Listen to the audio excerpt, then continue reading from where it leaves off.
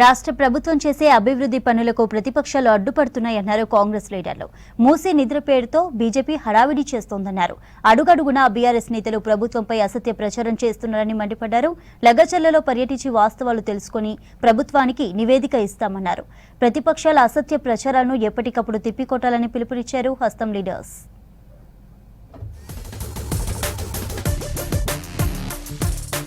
December 9లోగా nominated పదవులన్నీ భర్తీ చేస్తామన్నారు deputy CM Bhatti Vikramarka. వచ్చే లోకల్ బాడీ ఎన్నికల్లో గెలుపు కోసం లీడర్లంతా కష్టపడాలని సూచించారు. పథకం ప్రకారమే లగచర్ల దాడి జరిగిందన్నారు కాంగ్రెస్ నేతలు. కేటీఆర్ ఆదేశాలతోనే కలెక్టర్పై దాడి జరిగిందన్నారు.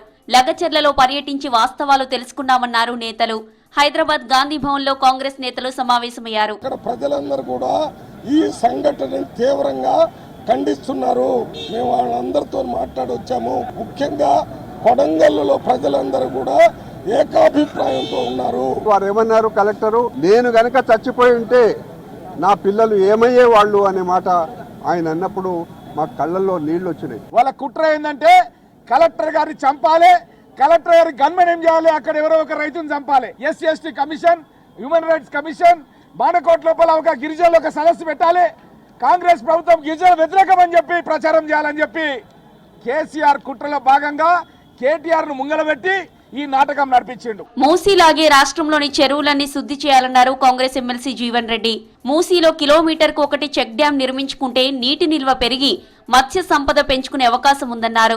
జగిత్యాల జిల్లా కేంద్రంలోని ఇందిరాభవన్ లో మత్స్యకార దినోత్సవ వేడుకలను ప్రారంభించారు జీవన్ రెడ్డి. చెరువులపై గంగపుత్రులకే హక్కు ఉంటుందని, వారు లేని చోట ముదిరాజులకు ఉంటుందన్నారు. మూసీ జీవం లోపల ఏదైతుందో అది కిలోమీటర్ ఒక చెక్ డ్యాం నిర్మాణం చేయాలి. చెక్ డ్యాం నిర్మాణం చేసి నీటిని నిల్వ చేయాలి.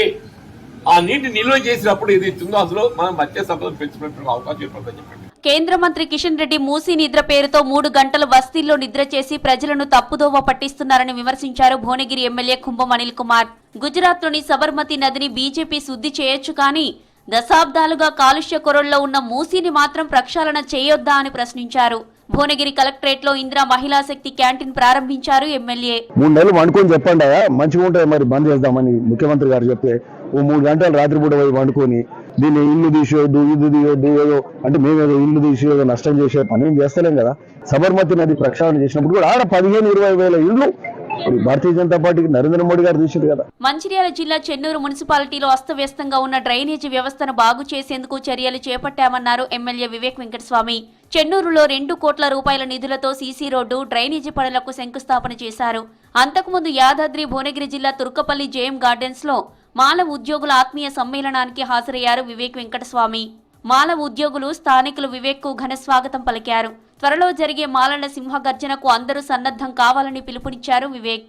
1688 రన్నింగ్ మీటర్ల రోడ్డు, ఇంకా డ్రైన్స్ 218 రన్నింగ్ మీటర్స్. అంటే ఈ మెయిన్ రోడ్ ఏదైతే నేషనల్ హైవేకి పోతుందో సుమారు ఈ మొత్తం రోడ్ కూడా ఈ నిధులలో కంప్లీట్ అవుతుంది. సార్ మాకు ఈ రోడ్ ఇంకా కొంచెం వెడల్పు చేస్తే చాలా బాగుంటుంది అని చెప్పి వాళ్ళందరూ కూడా సర్వే చేయమనండి.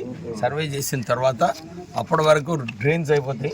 ఇంకా కొన్ని నిధులు ఎక్కువ కావాలంటే ఆ నిధులు కూడా శాంక్షన్ మనం TFIDCలన్నా ఎక్కడన్నా తీసుకుందాం, కానీ వైడన్ కాగలిగితే చేయండి. పటాన్చెరు నియోజకవర్గ కాంగ్రెస్ పంచాయతీ గాంధీ భవన్ కు చేరింది.